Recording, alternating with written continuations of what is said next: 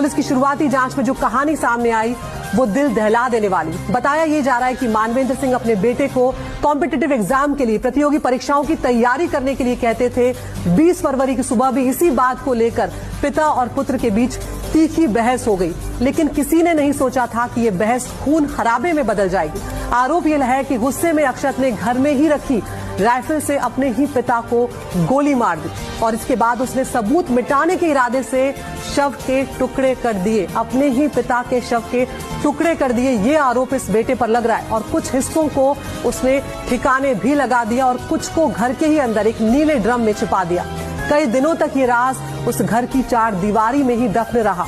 नीले ड्रम की ये कहानी एक बार फिर सवाल खड़े कर रही है, क्या परीक्षा का दबाव इतना घातक हो सकता है? क्या संवाद की कमी रिश्तों को इस हद तक यहाँ पर तोड़ सकती है? फिलहाल पुलिस ने आरोपी बेटे को गिरफ्तार कर लिया है और